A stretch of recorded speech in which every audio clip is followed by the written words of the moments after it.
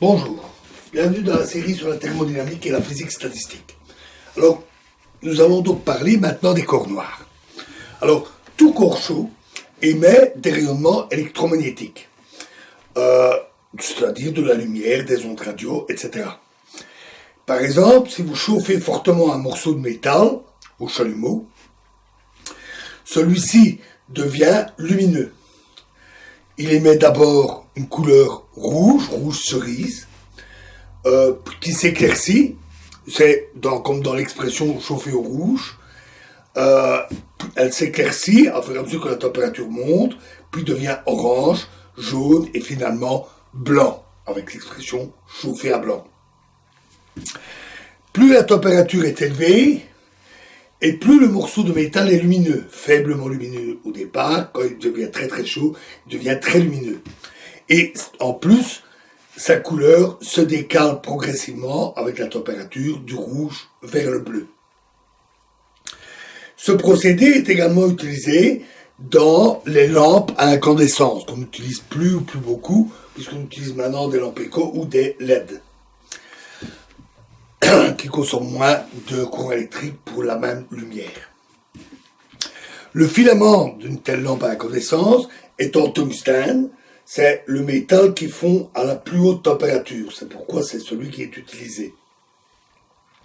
Notons qu'Edison, qui a mis au point cette lampe, a au départ essayé un nombre incroyable de filaments de nature différente, et même des cheveux, jusqu'à trouver que le tungstène était celui qui convenait le mieux.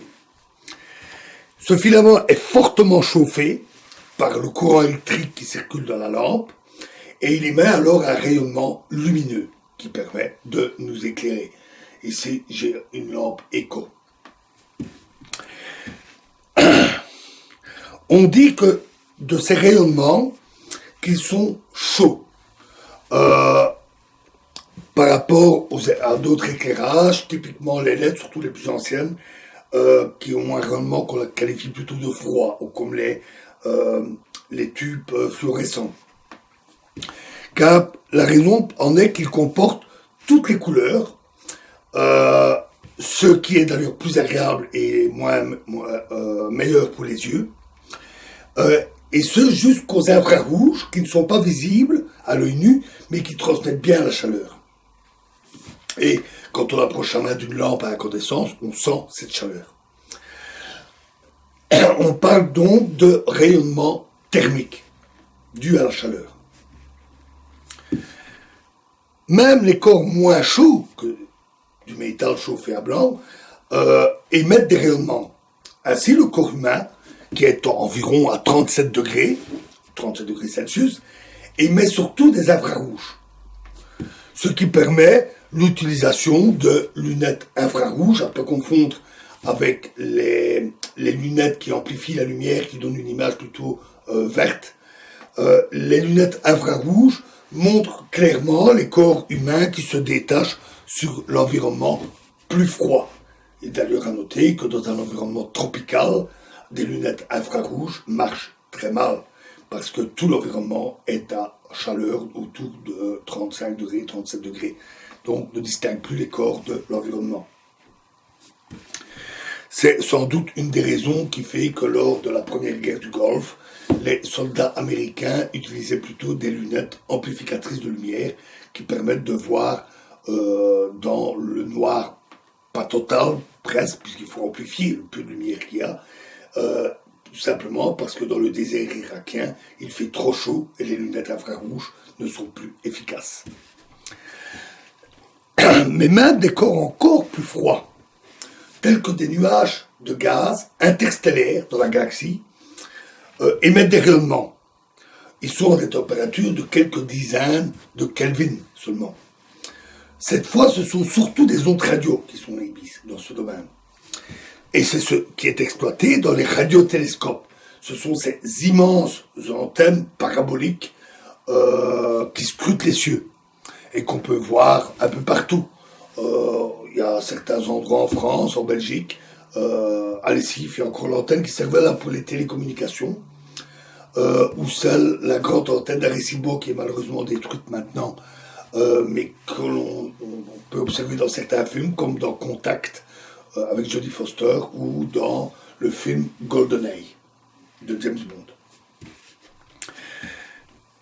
On appelle corps noir un corps idéalisé qui a deux propriétés particulières. Premièrement, il absorbe tout rayonnement électromagnétique qui le touche. Donc il ne reflète pas la lumière, il ne transmet pas la lumière, il l'absorbe, tout rayonnement. D'où son nom de noir. Et deuxièmement, il est à température uniforme et constante, c'est-à-dire à l'équilibre thermique. Et donc, il n'a que ces deux propriétés-là, et c'est suffisant. Nous reviendrons bien sûr là-dessus.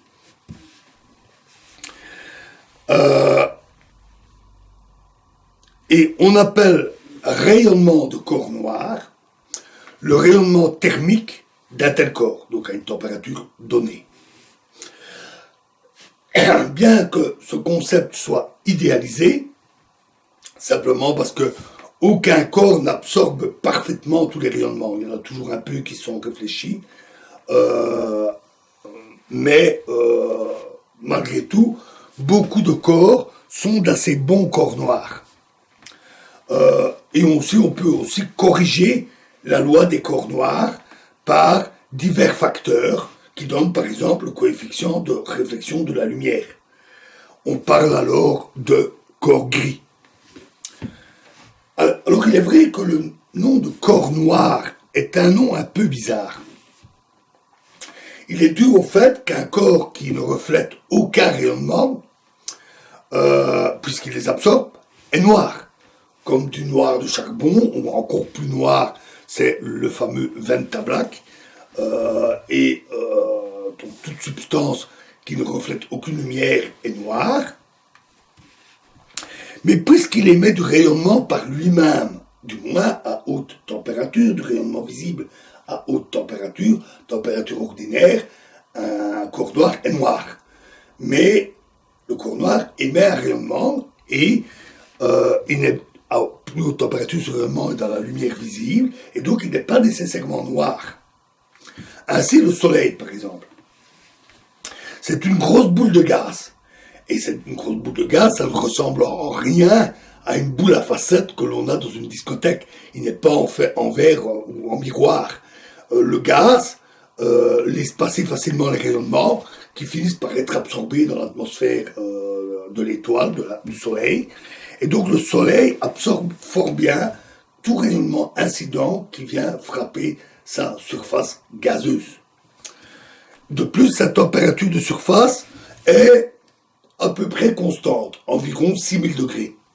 Il y a des variations avec la latitude, avec l'altitude, avec au niveau des taches solaires qui sont plus froides, etc. Et donc, le Soleil constitue ainsi un très bon corps noir, et ce, dans une assez large gamme de longueur d'onde, avec quelques petits défauts, des raies d'absorption, des choses comme ça. Mais c'est quand même un très bon corps noir. Et il est quand même assez amusant de qualifier le Soleil de noir. Les termes en physique sont parfois assez étonnants. Voilà. Alors, dans la suite, ma prochaine vidéo, nous passerons au spectre des ondes électromagnétiques, parce que nous avons parlé d'ondes radio, de lumière, de rayonnement infrarouge, et qui varient avec la température. Donc, on va regarder d'un peu plus près le spectre en fonction des longueurs d'onde du rayonnement électromagnétique. Je vous remercie.